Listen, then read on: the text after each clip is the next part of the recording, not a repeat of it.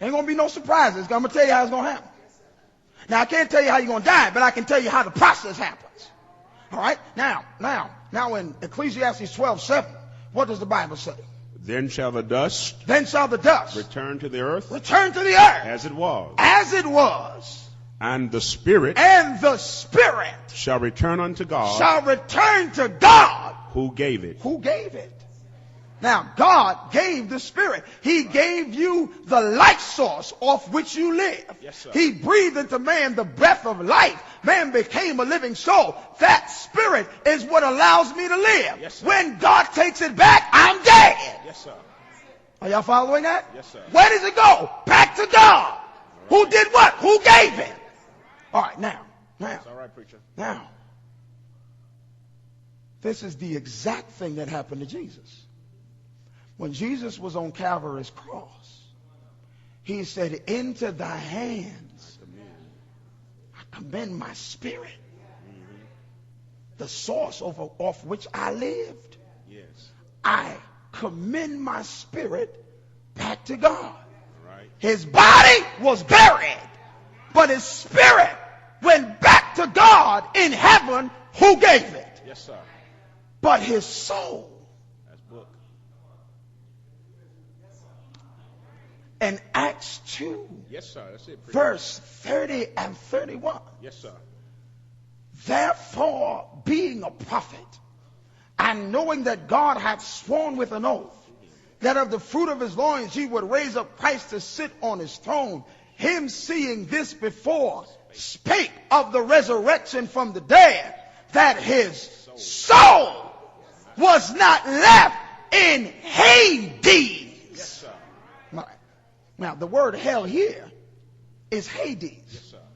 Simply means Jesus, when he died, went to the place of disembodied souls.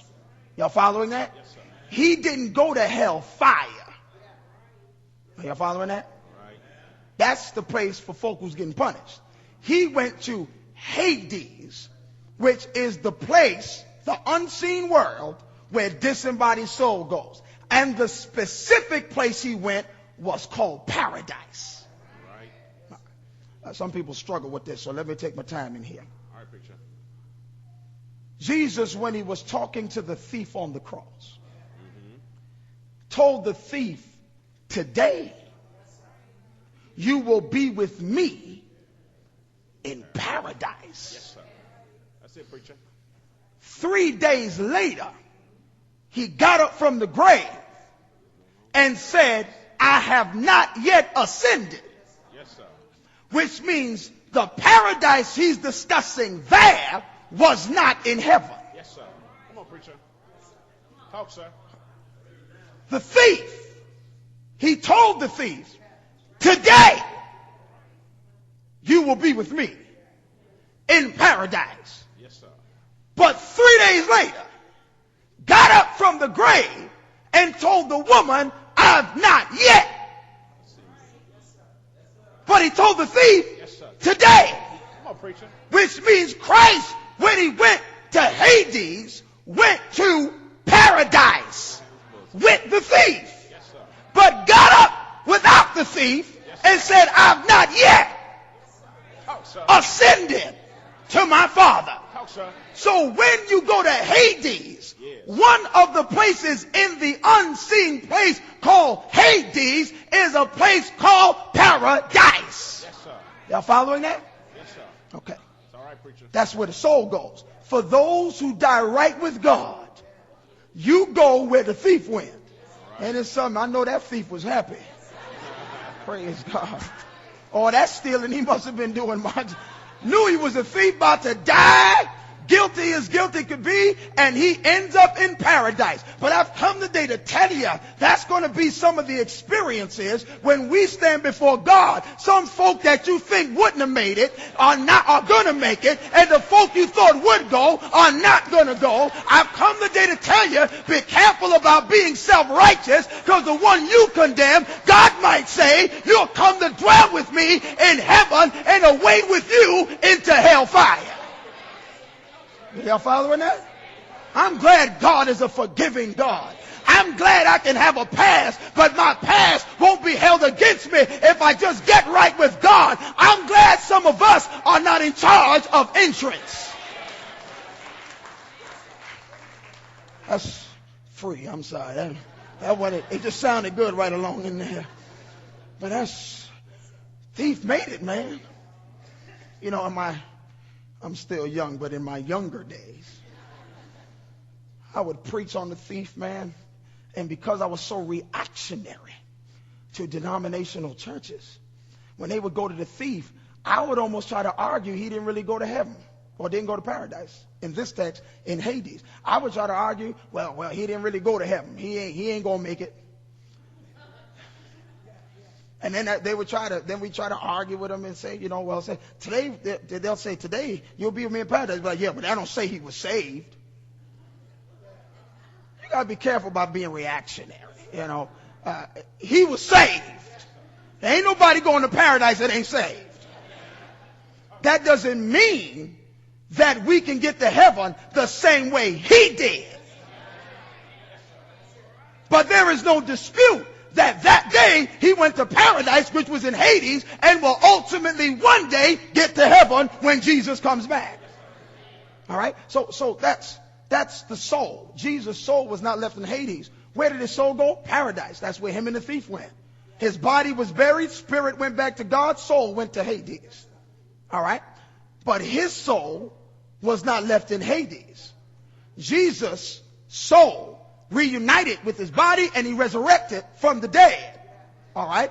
The thief did not come up. He's still in Hades.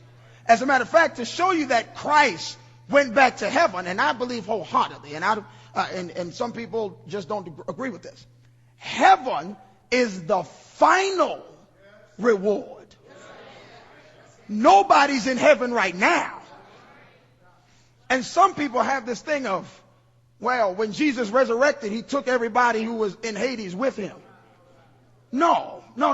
Because if you read in Acts 2, it says David is not yet ascended. David is not yet ascended. Christ ascended. But David not yet. Are y'all following that? And some people got folk in heaven now. That means if they're in heaven now, God got to take them out, judge them, and then send them back. It's after judgment that a final separation is made, where the wicked go to hellfire and the just go to heaven. Are you found that? Now, when we look at the soul, it goes to Hades, the place of comfort. But there's another place in Hades where the wicked go. Get me 2 Peter 2:4. It's another place in Hades. What is Hades? It's the unseen world. Hades is the place where disembodied souls go. But when they get to Hades, they will either be in paradise, which is a place of comfort, metaphorically called Abraham's bosom. We'll get to that. Or they will go to a place where the wicked are held, which is called Tartarus. Mm-hmm. It's called hell. It's translated hell in 2 Peter 2:4, but is referring to Tartarus. Right. Now, 2 Peter 2:4 says what? For if God spared not the angels that sinned, read, but cast them down to hell. Now, God said, if God spared not the angels who sinned, mm-hmm. but cast them down to hell. Now, that's not hellfire. That's right. Here is called Tartarus. Yes, sir. Okay? That's the Greek word here. And it simply refers to a holding place where the wicked are retained until judgment. Mm-hmm. All right? So there are some angels who are reserved in Tartarus, yes, because of their disobedience, and they are reserved unto judgment. Let's read the rest of the text. I'm sorry, I could have just let you read that. Yeah. And delivered them into chains of darkness. Into chains of darkness. To be reserved. That's what I'm looking for. To be reserved. Unto judgment. Unto judgment. Y'all see that? Mm-hmm. They are being reserved unto judgment. Tartarus is the holding place. When I die, and if I die wrong, I will go to Hades, but specifically Tartarus, which is the holding place for the wicked. And if you read the rest of 2 Peter 4, you'll see it's in the context of apostasy. And what God is saying is, if I didn't spare these angels, what makes you think I'll spare you?